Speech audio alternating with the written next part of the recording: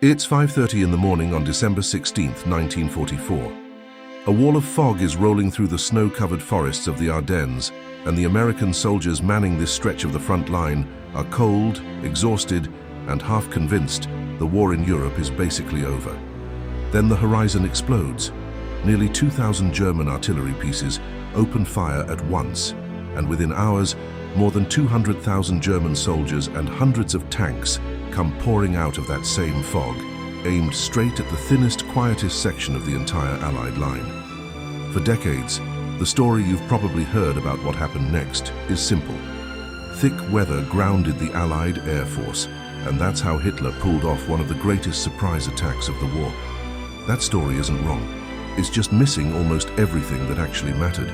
To understand why this attack even happened, you have to rewind to the fall of 1944.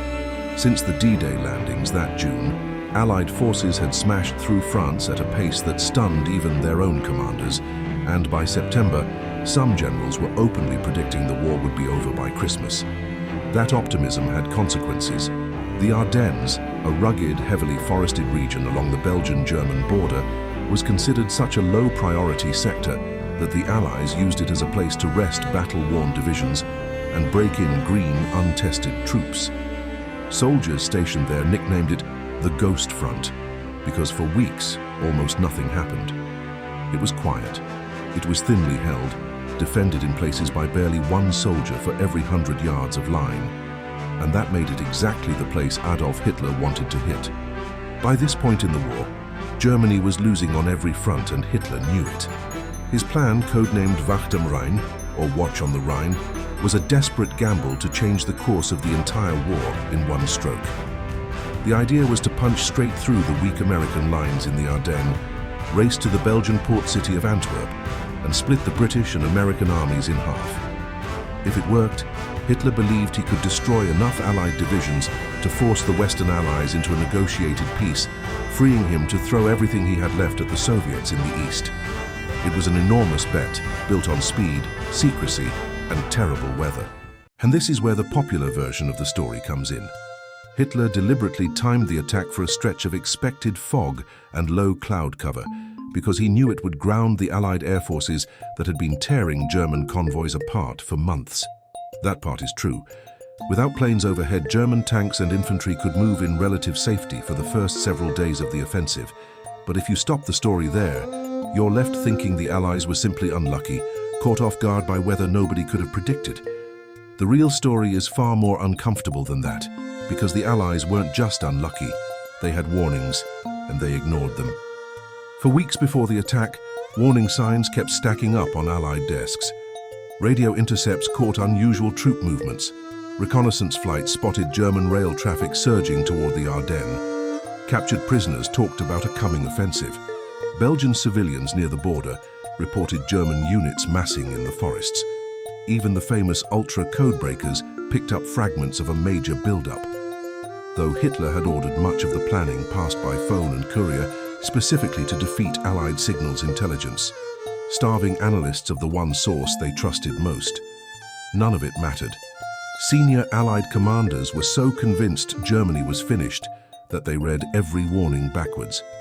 General Omar Bradley and his staff decided the Ardennes was too rugged for a major armored attack, and that anything massing there had to be defensive. It wasn't fog that blinded the Allies before December 16th. It was overconfidence. When the German barrage finally hit, it landed on some of the thinnest, greenest American lines in the entire European theater. Entire divisions found themselves suddenly surrounded, cut off, and fighting for their lives in freezing temperatures with no idea how large the attack actually was. Communication lines were cut, roads clogged with retreating vehicles and confused refugees. In the chaos of those first 48 hours, American units fought some of the most desperate, disorganized battles of the entire war, simply trying to figure out what was happening around them. Two places would decide whether this breakthrough turned into total catastrophe. In the north, dug in along Elsenborn Ridge, American artillery and infantry refused to budge, blunting the advance of some of Germany's most powerful SS armored divisions and choking off the road network those divisions desperately needed to keep moving. Hold that ridge, and the entire northern shoulder of the German attack collapses into a bottleneck. Further south, the crossroads town of St. Vith became another stubborn obstacle. American forces holding on for nearly a week against overwhelming pressure before finally being forced to withdraw. Neither battle gets the headlines Bastogne does. But without Elsenborn Ridge and St. Vith slowing the German timetable, Bastogne might never have held long enough to matter at all. Both bought something Hitler's plan could not survive without: time. But the town that would become the symbol of the entire battle was Bastogne, a small crossroads community whose roads were essential to any German advance toward Antwerp. The 101st Airborne Division, along with scattered other units, arrived just in time to be completely surrounded by German forces. Cut off, outnumbered, and running desperately low on ammunition, food, and winter clothing in brutal sub-zero temperatures, the defenders of Bastogne held their perimeter anyway. When German commanders sent a formal demand for surrender, American General Anthony McAuliffe's entire written reply was a single word: nuts. It became one of the most famous moments of American defiance in the entire war. The offensive also produced one of the war's darkest atrocities. Near the village of Malmedy, soldiers from a German SS armored unit known as Kampfgruppe Piper, commanded by an officer already notorious for brutal tactics on the Eastern Front, captured roughly 80 to 90 American prisoners of war, disarmed them, and then opened fire on the unarmed group in a snow-covered field. A handful of survivors escaped by playing dead in the snow for hours before crawling to American lines to report what had happened. Word of the massacre spread through American ranks within hours, hardening the resolve of soldiers up and down the line and turning the battle into something far more personal than a simple territorial fight. It remains one of the most infamous war crimes committed by German forces against American troops during the entire war, and it would later be central to one of the largest war crimes trials of the post-war period. On December 23rd, the skies over the Ardennes finally cleared, and this is usually where the popular version of the story ends. Allied fighters and bombers swarmed back into the fight, pounding German columns and supply lines that had enjoyed a week of near total freedom from the air. It's a dramatic turning point, and it's real.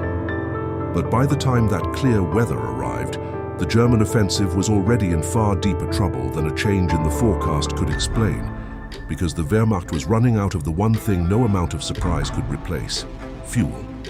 Hitler's entire plan depended on German tanks capturing massive Allied fuel depots along the way, refilling their tanks from supplies the enemy had conveniently stockpiled for them. It was a gamble built on hope rather than logistics, and it failed almost immediately. Allied units destroyed or evacuated fuel stores as they retreated, and the mountainous, narrow roads of the Ardennes turned German supply columns into miles-long traffic jams under constant threat of ambush. Within days, entire panzer divisions were stalling out with dry tanks, abandoned in fields and forests by crews who had no way to refuel them. Some of Germany's most powerful armored units never fired another shot in the offensive. They simply ran out of gas. Meanwhile, one of the most audacious maneuvers of the entire war was unfolding to the south. General George S. Patton, commanding the Third Army, was ordered to disengage from active operations, pivot his entire force 90 degrees, and drive north toward Bastogne. An operation most military planners considered nearly impossible to execute in just 48 hours. Patton's staff pulled it off anyway, and on December 26th, lead elements of the Third Army broke through German lines and reached the exhausted defenders of Bastogne, ending the siege and opening a corridor for reinforcements and supplies. With their fuel gone, their timetable shattered, and Allied air power now fully back in the sky, the German offensive had no realistic path left to Antwerp. Through January of 1945, Allied forces steadily pushed the shrinking Bulge in their lines back to where it had started, grinding down German units that had no way to replace their losses. The battle got its now famous name from war correspondents who looked at the maps of the front line and saw the German advance had punched a huge bulging dent into Allied territory. By the time the fighting officially ended in late January, the front line looked almost exactly like it had on December 15th, except for what both sides had lost getting there. American casualties totaled roughly 89,000, including around 19,000 killed or captured. alongside thousands of British and Belgian casualties. The bloodiest single battle the US Army fought in the entire war. But the price for Germany was even higher in the ways that mattered most for what came next. The Wehrmacht lost close to 700 tanks and assault guns, hundreds of aircraft, and tens of thousands of veteran soldiers it had no way to replace. Men and machines Hitler desperately needed just weeks later, when the Soviet Red Army launched its massive January offensive along a front Germany could no longer properly defend.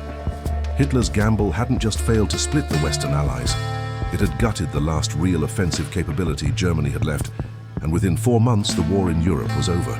So when you hear the Battle of the Bulge boiled down to "the fog let the Germans surprise everyone," remember that it's really only half the story, and arguably the less important half. The Allies weren't caught off guard by bad weather. They were caught off guard by their own confidence, by a refusal to believe an exhausted, retreating enemy still had one massive punch left to throw. And Hitler's offensive wasn't ultimately broken by clearing skies either. It was broken by empty fuel tanks, clogged mountain roads, and a logistics plan built on hope instead of certainty. The fog gave Germany a head start. Allied blindness gave it an opening. But it was fuel, geography, and the stubborn defenders of places like Bastogne, St. Vith, and Elsenborn Ridge that decided how the story actually ended. With 2 major films set during this exact stretch of the war hitting theaters this year, the Battle of the Bulge is about to get a lot more attention and a lot more myth-making along with it. Now you know the version that actually happened. If you want more stories like this, ones that take the version everyone thinks they know and show you what the historical record actually says, make sure you're subscribed, because this channel is just getting started. Thanks for watching, and I'll see you in the next one.